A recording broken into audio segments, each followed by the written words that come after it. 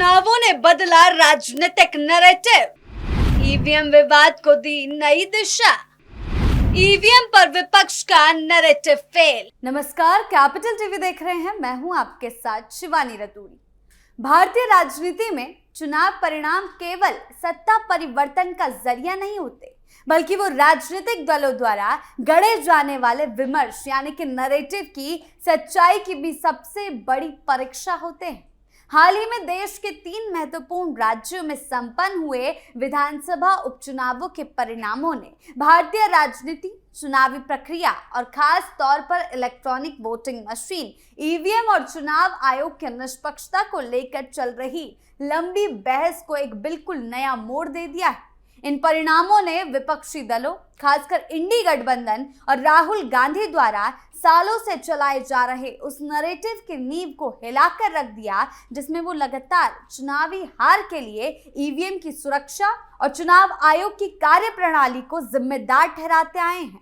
देश के 3 अलग अलग राज्यों में हुए इन 3 विधानसभा उपचुनावों के जो परिणाम सामने आए, उन्होंने राजनीतिक पंडितों और विश्लेषकों को भी चौंका दिया है। इन परिणामों के कुछ खास मायने भी निकाले जा रहे हैं। बात करें बिहार की बांकीपुर सीट की बात की जाए तो सीट भारतीय जनता पार्टी का एक बेहद मजबूत और पारंपरिक गढ़ मानी जाती थी, जहां पार्टी के वरिष्ठ नेता नितिन नवीन लगातार 5 बार विधायक रहे थे। अब वो बीजेपी के राष्ट्रीय अध्यक्ष भी हैं, लेकिन इस उपचुनाव में यहां जनसुराज पार्टी के उम्मीदवार ने प्रशांत किशोर ने इस किले को पूरी तरह से ध्वस्त कर दिया। बात मध्य प्रदेश की दतिया सीट की करें तो भाजपा के प्रभाव वाले इस क्षेत्र में कांग्रेस पार्टी ने शानदार जीत दर्ज करते हुए सत्ता परिवर्तन का संदेश दिया है। वहीं गुजरात की मांजलपुर सीट, इन 3 सीटों में से केवल भाजपा अपनी पारंपरिक मांजलपुर सीट ही बचाने में कामयाब हो पाई है। इन तीनों सीटों में पिछले दिनों उपचुनाव हुआ,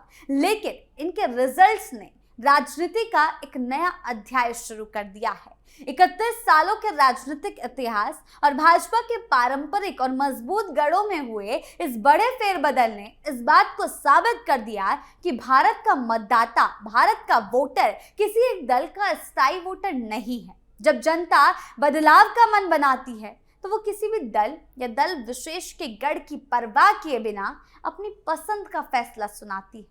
विपक्ष लंबे समय से ये फैला रहा था कि भारत की चुनावी प्रणाली, चुनाव आयोग, खास तौर पर ईवीएम पूरी तरह से सत्ताधारी दल के नियंत्रण में है, कंट्रोल में है और उसी के प्रभाव में चुनाव आयोग भी काम करता है। विपक्ष का यह दावा रहा है कि इन मशीनों के जरिए चुनाव परिणामों को प्रभावित किया जाता है, हैक किया जा सकता है और सत्ताधारी दल वही करता आया है। राजनीतिक विश्लेषकों का सबसे बड़ा सवाल अब विपक्षी पार्टी से यही है कि अगर वास्तव में चुनाव आयोग और ईवीएम पूरी तरह सत्ताधारी दल के कंट्रोल में होते तो फिर भाजपा अपने सबसे सुरक्षित गढ़, राजनीतिक गढ़ों में जैसे बिहार की बांकीपुर सीट में हार का सामना कैसे करती, जो कई दशकों से उसी की सीट रहा है। अगर ईवीएम में हेरफेर संभव होती या मशीनें किसी एक दल के इशारे पर चलती तो सत्ताधारी पार्टी अपनी नाक के नीचे दशकों पुरानी सीट कभी नहीं जाने देती। ये तो कॉमन सेंस की बात है। इन उपचुनावों के परिणाम इस बात का सबसे ठोस प्रमाण बन गए कि चुनाव परिणाम मशीनों के नियंत्रण से नहीं, जनता के वास्तविक जनादेश से तय होते हैं। भारतीय राजनीति में एक आम प्रवृत्ति बन गई है कि जब चुनावी नतीजे विपक्ष के पक्ष में आते हैं तब वो पूरी तरह व्यवस्था में होते हैं, चुनाव आयोग और ईवीएम की तारीफ करते हैं और उसे लोकतंत्र की जीत बताते हैं, जैसा कि इन चुनाव के बाद भी देखने को मिला। इसके उल्टा जब चुनाव में हार का सामना करना पड़ता है तो रातों रात वही मशीनें है क्या गड़बड़ लगने लगती। इन चुनावों में भी सीधा सीधा कहा गया भाजपा का अहंकार टूट गया, लेकिन एक बार भी ईवीएम पर सवाल नहीं उठा। राजनीतिक विश्लेषक भी ये सवाल उठाते रहे कि जब विपक्ष चुनाव जीतता है कर्नाटक, तेलंगाना या हिमाचल प्रदेश में, तब वही चुनाव आयोग और ईवीएम लोकतंत्र की जीत का प्रतीक कैसे बन जाते हैं, मशीनें सुरक्षित कैसे बन जाती हैं, मशीनों पर भरोसा कैसे हो जाता है।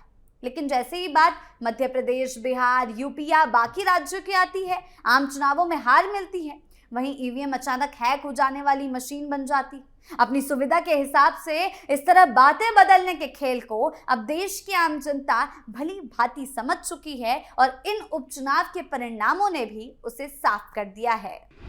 लोकतंत्र की ताकत, जनता का वोट। विदेशों तक ईवीएम पर उठे सवाल। विपक्ष के नैरेटिव का भारत की छवि पर असर। और सिर्फ बात भारत के अंदर चल रहे इस नैरेटिव की नहीं है, इस नैरेटिव को विदेश धरती तक पहुंचाया गया है। विदेशी धरती पर भारतीय लोकतंत्र की छवि पर सवाल उठने लगे। राहुल गांधी और उनके सहयोगियों ने कई बार देश के बाहर विदेशी मंचों से ही भारत की चुनाव प्रक्रिया और लोकतांत्रिक संस्थाओं की निष्पक्षता पर सवाल उठाए। उन्होंने ये नैरेटिव गढ़ने की वहां भी कोशिश की कि भारत का लोकतंत्र अपनी स्वतंत्रता खो चुका है और सत्ताधारी दल के इशारे पर काम करता है।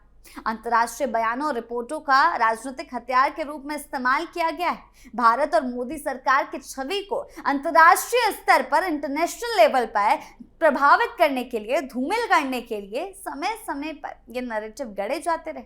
बात अगर आपको बताएं 15 जून की लोकसभा चुनाव के दौरान की, तो लोकसभा चुनाव परिणामों के ठीक बाद दुनिया के सबसे अमीर कारोबारी एलन मस्क ने सोशल मीडिया पर लिखा कि ईवीएम को खत्म कर देना चाहिए क्योंकि इसे इंसानों या एआई द्वारा हैक किए जाने का खतरा है। वहीं 16 जून 2024 को मिड डे अखबार ने एक सनसनीखेज रिपोर्ट प्रकाशित कर दावा किया कि ईवीएम को हैक किया जा सकता है। बिना किसी ठोस तर्क के, बिना किसी तथ्यों की जांच के विपक्षी दलों ने तुरंत इन विदेशी बयानों और रिपोर्टों को लपक लिया और देश भर में ईवीएम के खिलाफ अविश्वास का माहौल बनाने के लिए इसे एक बड़े राजनीतिक हथियार के रूप में इस्तेमाल करना शुरू कर दिया। प्रमुख विपक्षी नेताओं और हस्तियों की भूमिका इसमें क्या रही? कांग्रेस नेता राहुल गांधी हों, शिवसेना यूबीटी नेता उद्धव ठाकरे हों, आदित्य ठाकरे, संजय राउत और यूट्यूबर ध्रुव राठी जैसे चेहरों ने लगातार सार्वजनिक मंचों और सोशल मीडिया के जरिए ईवीएम की सुरक्षा और चुनाव आयोग की निष्पक्षता पर कई तरह के सवाल उठाना शुरू कर दिए, संदेह जताना शुरू कर दिया। इन नेताओं ने बार बार ये प्रचारित करने की कोशिश की, ये फैलाने की कोशिश की कि ईवीएम से छेड़छाड़ हो सकती है, जिसके कारण जनता के मन में भ्रम पैदा हुआ। और इसी तरीके से भ्रम फैलाने और संवैधानिक संस्थाओं की छवि को प्रभावित करने के आरोप में मुंबई हाईकोर्ट में इन सभी नेताओं के खिलाफ अवमानना की याचिका भी दाखिल की गई थी, जिसमें कहा गया कि इन्होंने अपने छुपे एजेंडे के तहत ईवीएम को लेकर गलत नैरेटिव फैलाया है, गलत धारणाएं फैलाई है। ईवीएम को बदनाम करने की रेस में सपा प्रमुख अखिलेश यादव भी कूद पड़े। पिछले दिनों की बात हम आपको बता रहे हैं। अखिलेश यादव ने फिर से ईवीएम पर शक जताया था। सोशल मीडिया पर पोस्ट करते हुए लिखा था कि टेक्नोलॉजी समस्याओं को दूर करने के लिए होती है, अगर वही मुश्किलों की वजह बन जाए तो उसका इस्तेमाल बंद कर देना चाहिए, यानी कि ईवीएम को बंद करने की बात कही गई थी। आज जब विश्व के कई चुनावों में ईवीएम को लेकर गड़बड़ी की आशंका जाहिर की जा रही है, दुनिया के जाने माने टेक्नोलॉजी एक्सपर्ट्स ईवीएम में हेराफेरी के खतरे की ओर खुलेआम लिख रहे हैं, तो फिर ईवीएम के इस्तेमाल की जिद के पीछे की वजह क्या है? ये बात भाजपा ही साफ करे। आगामी सभी चुनाव बैलेट पेपर मतपत्र से कराने की अपनी मांग को हम फिर दोहराते हैं। अखिलेश यादव ने लिखा है ये। अखिलेश यादव कहते हैं जब ईवीएम पर शक है तो ऐसे में उन्हें अपने सभी सांसदों से इस्तीफा दिलवा देना चाहिए। हालांकि इन बातों का कोई प्रूफ नहीं है, फिर इस बात पर करे लोगों को तो भरोसा होगा कि वो साफ नीयत से बोल रहे हैं। अखिलेश यादव का ये कहना है, उन्होंने बिना किसी जांच पड़ताल के ईवीएम पर सवाल उठाना शुरू कर दिया क्योंकि विदेशी धरती से भी यही पोस्ट आने लगी। चुनाव आयोग लगातार ये साफ करता रहा कि भारत में इस्तेमाल होने वाली ईवीएम पूरी तरह से स्टैंड अलोन मशीन है। ये किसी भी इंटरनेट, वाईफाई, ब्लूटूथ या बाहरी नेटवर्क से जुड़ी नहीं होती, इसीलिए उन्हें दूर बैठकर हैक करना तकनीकी रूप से असंभव है।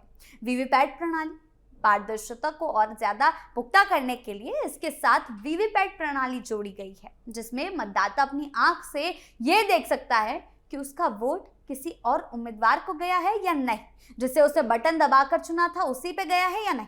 सुप्रीम कोर्ट का रुख इस मामले में क्या रहा? देश की सर्वोच्च अदालत ने अलग अलग मामलों की सुनवाई के दौरान चुनाव प्रक्रिया में पारदर्शिता बनाए रखने के लिए समय समय पर आवश्यक दिशा निर्देश दिए, लेकिन अदालत ने कभी भी ईवीएम के दुरुपयोग या चुनावी धांधली के आरोपों को सिद्ध नहीं माना है, यानी कि इस पर मोहर नहीं लगाई है।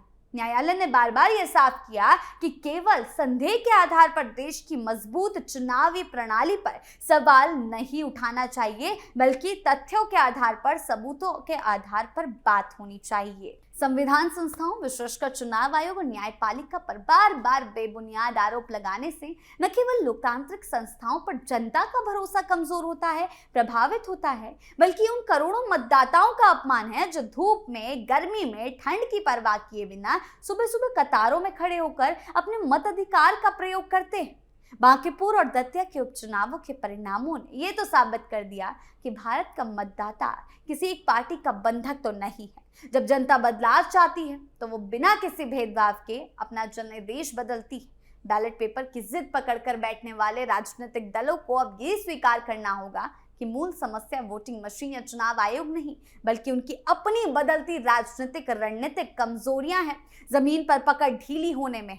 अगर विपक्ष वास्तव में लोकतांत्रिक व्यवस्था को मजबूत देखना चाहता है तो उसे हार जीत दोनों परिस्थितियों में समान रूप से संवैधानिक संस्थाओं का सम्मान करना होगा। ये कोई बात नहीं होती कि जिस जगह पर, जिस राज्य में आप जीतते हैं वहां मशीन ठीक है और जिन राज्यों में आप हारते हैं वहां मशीन खराब है, वहां चुनाव आयोग खराब है, वहां सरकार पर सवाल उठाए जाते हैं। ये बात अब विपक्ष को समझनी होगी कि उनका ये जो नैरेटिव है वो फेल होता जा रहा है धीरे धीरे। इन उपचुनाव के नतीजों ने एक बार फिर ये साफ कर दिया है कि भारत में चुनावी परिणाम किसी मशीन की नहीं, बल्कि मतदाता की इच्छा का आईना होते हैं।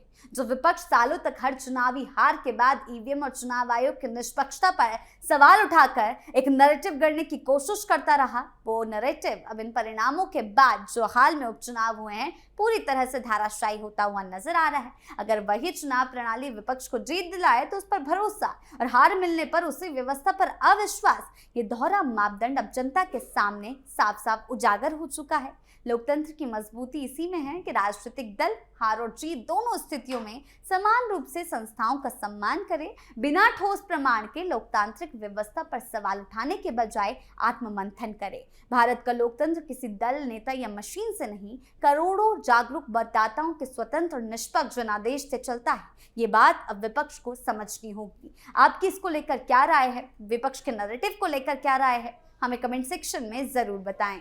धन्यवाद।